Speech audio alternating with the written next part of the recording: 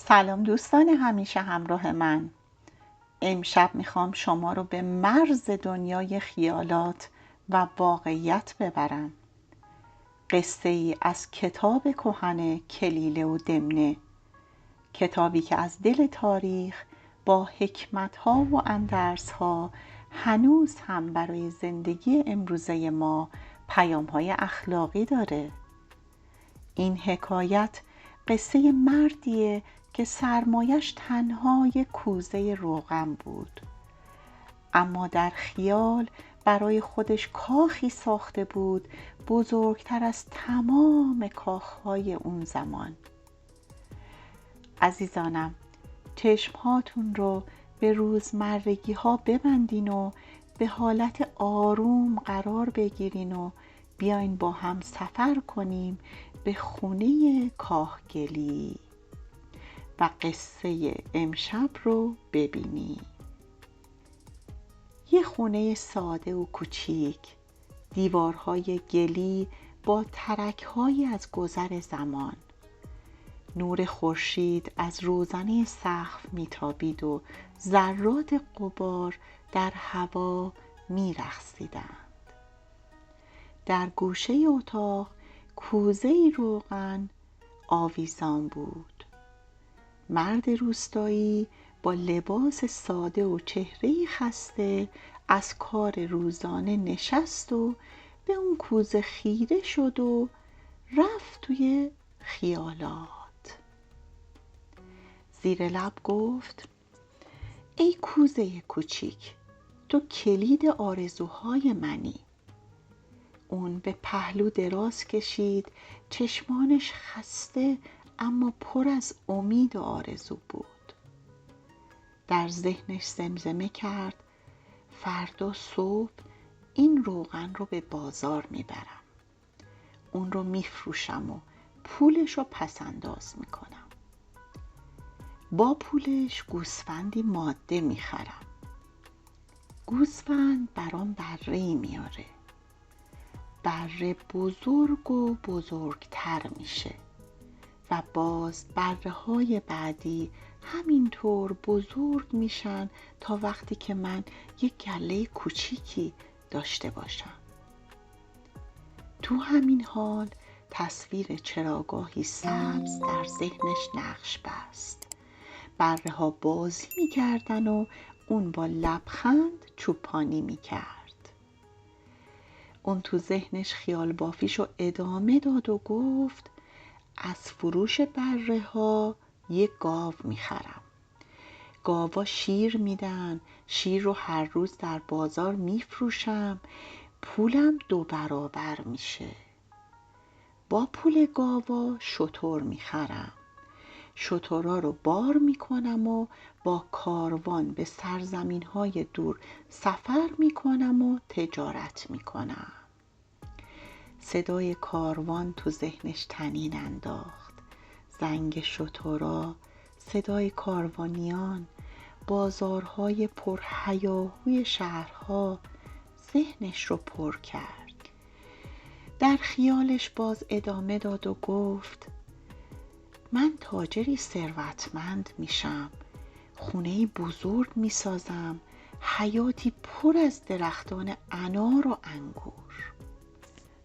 اون با خودش گفت: اون وقت همسری شایسته میگیرم و ما فرزندان نیکویی خواهیم داشت.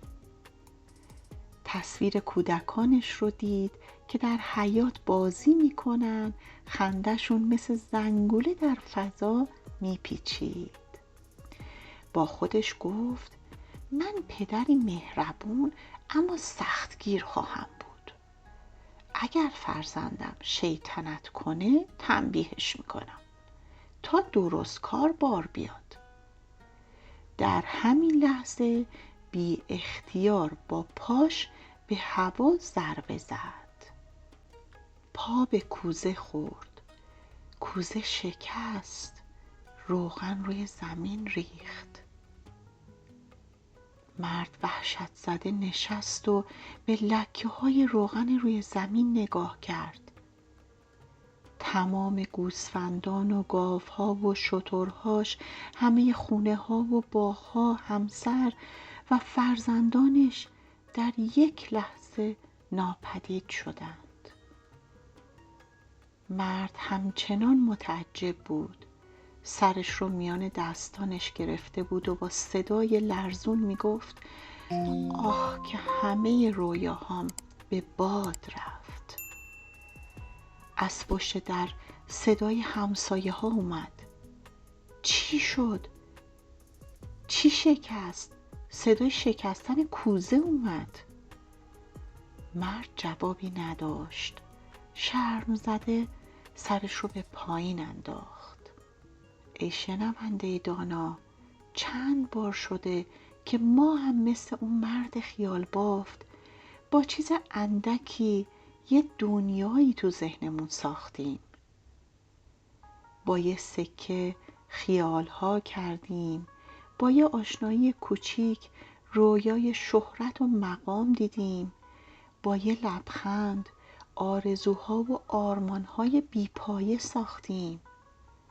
این حکایت آینه‌ای برای همه ماست. مردی که در خیال زندگی بکنه سرمایه اندکش رو هم از دست میده. خرد اونه که امروز رو بسازه، قدم به قدم پیش بره و به جای خیالهای بیپایه عمل کنه. بله دوستان خوبم، این بود حکایت امشب از کلیله و دمنه. امیدوارم در زندگی به جای خیال بافی‌های بیپایه با صبر و خرد و تلاش واقعی قدم برداریم. حالا عزیزانم، چشمان زیباتون رو ببندین و یه نفس عمیق بکشید و آروم بخوابید. شبتون آروم و رویاهاتون شیرین، اما همراه با عمل.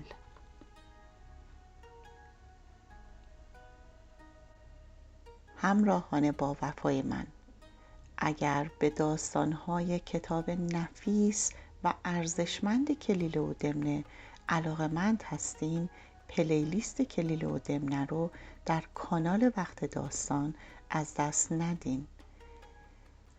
و اگر به میراث کهن و ارزشمند زبان و ادبیات فارسی که همون ضرب المثل ها هستن علاقه‌مند هستین، پلیلیست ضرب المثل ها در انتظار شماست. لطفاً ببینید و به دوستانتون هم معرفی کنید. سپاسگزارم.